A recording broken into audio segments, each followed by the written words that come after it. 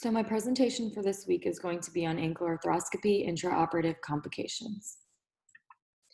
So a brief description about the procedure. An ankle arthroscopy is a surgery that uses a tiny camera and surgical tools to examine and repair the tissue inside or on the ankle.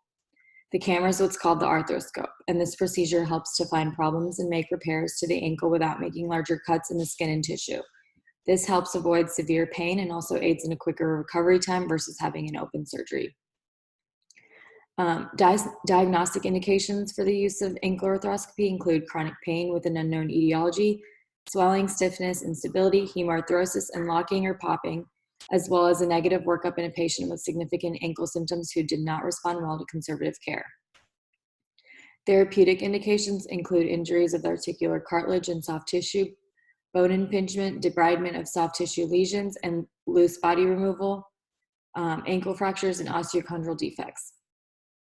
Ankle arthroscopy can also be used in ankle stabilization procedures and in arthrodesis, as well as for irrigation and debridement of septic arthritis. The most common indication for ankle arthroscopy procedures are to address reparative concerns. When used for the appropriate indications, ankle arthroscopy appears to have really good results.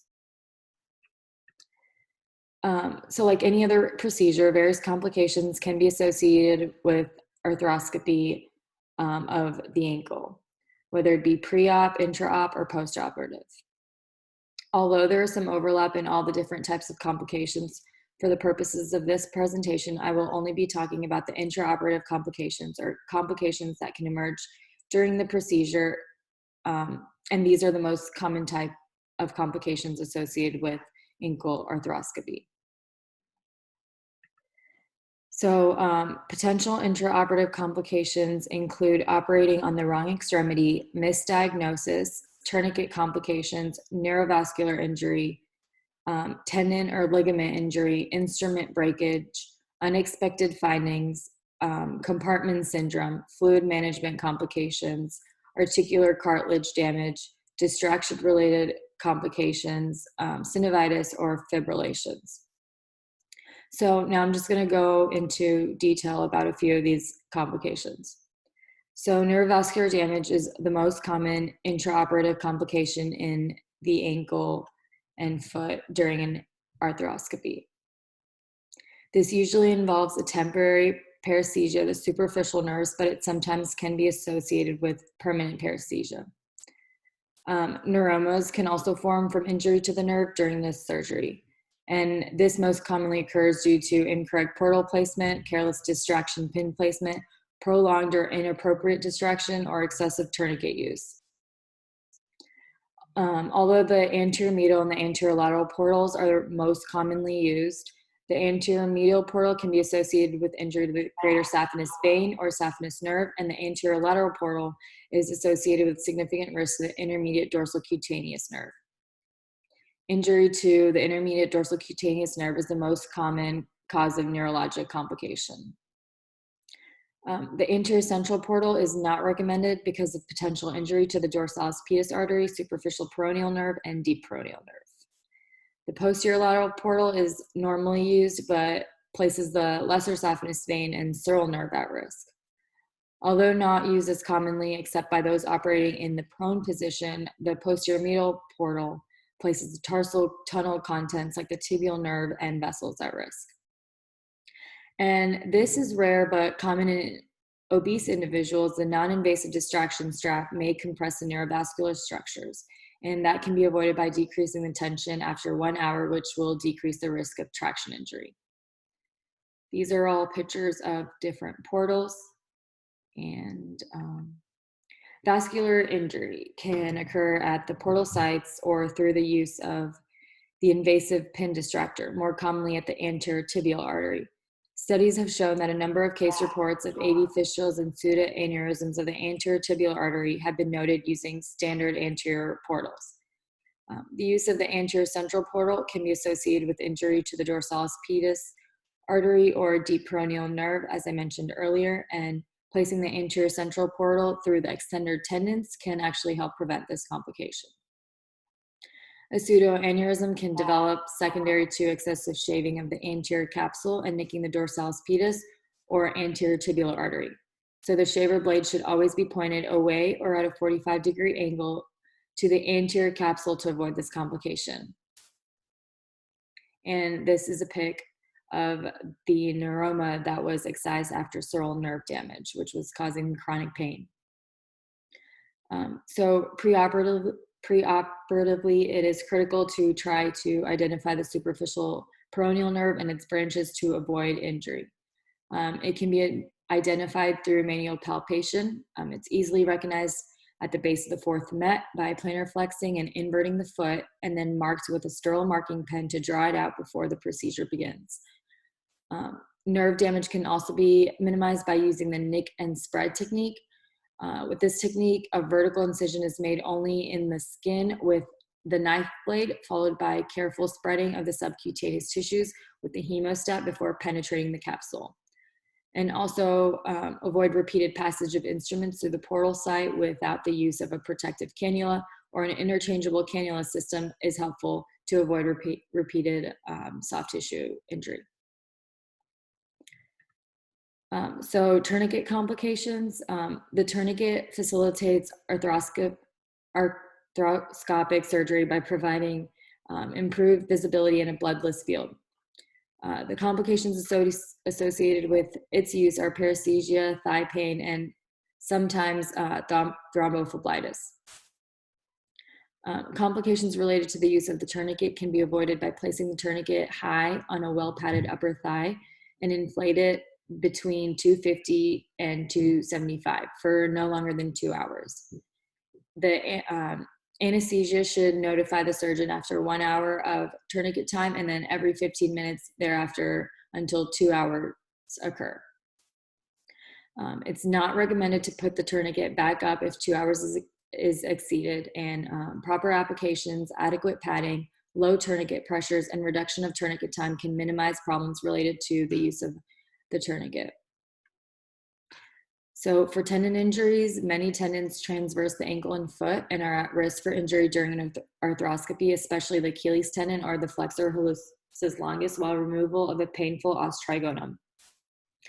They can be injured by careless portal placement or distraction pin insertion. The use of the trans-Achilles portal has also been limited because of the increased risk for injury and possible rupture that can occur with instrumentation of the Achilles tendon. And you can see that right here in this picture. When invasive distraction is required, a blunt-tipped cannula should be inserted through the subcutaneous skin down to the tibia and the calcaneus to avoid widening tendons or neurovascular structures when the pins are inserted. Injury to the ligament structures of the ankle and foot can occur through improper portal placement, excessive debridement, and inappropriate distraction techniques.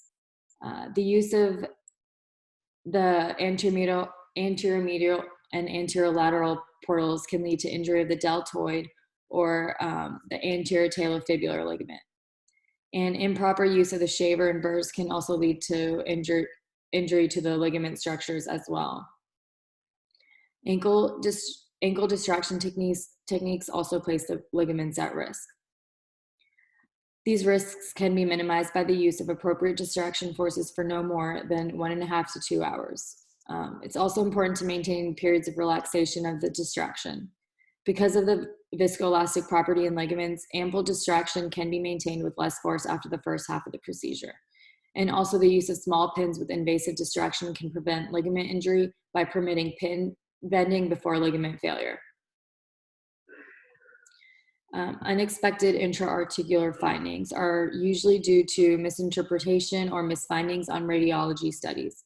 Examples of unexpected findings are a widened tib-fib joint space, osteochondral lesions, or mislocation, or if you need to go more posterior than you anticipated.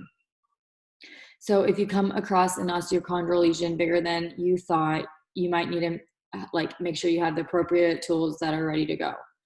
1.5 centimeters squared or greater is really bad, and if the tib-fib space is too wide and you can't get up the syndesmosis, you want to make sure that you have a smaller shaver on standby. And if the affected area is more posterior than anticipated, then you need to be able to work around it, since the posterior talar is a harder area to access. Another pearl is to have the leg about hand breadth above table and pull the foot down, not out, to get to the posterior aspect of the tibio-talar joint.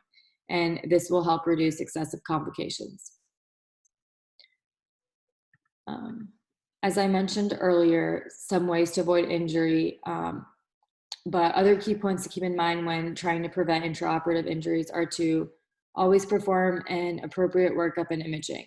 This would include reviewing the patient's history, clinical examination, previous surgeries, diagnostic intra-articular injections, and appropriately looking over images, because even if a minor detail is overlooked, it could later lead to a severe complication.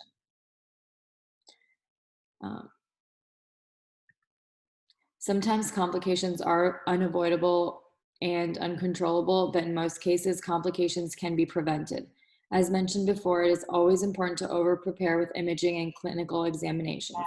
Look at radiological studies yourself. Don't be content with what the radiologist says. Avoid positioning errors and have the legs about hand breadth above the table.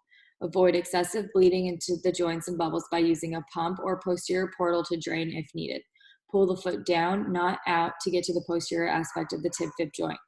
Maintain proper application, adequate padding, low tourniquet pressures, and reduce tourniquet time over the course of the surgery. Avoid the anterior central and trans Achilles portal and take caution when entering through the high-risk portals. Use a non-invasive distractor and practice appropriate fixation techniques. This helps to maintain rotational control and applies manual traction as needed. Avoid careless portal placement or distraction pin insertion, and always have the appropriate arthroscopy equipment and hardware readily available if you need to accommodate for what is best for the patient at the time. So in conclusion, with appropriate indications and skills, the benefits of an ankle arthroscopy are great. As with all invasive procedures, risk can never be eliminated. Risk can never be eliminated. So maximizing and enhancing techniques and controlling risk factors allow ankle arthroscopy the greatest potential for success with the least potential for intraoperative and other complications. And these are just a few pictures of tools and equipment that are commonly used during this procedure. And these are my sources. Thank you.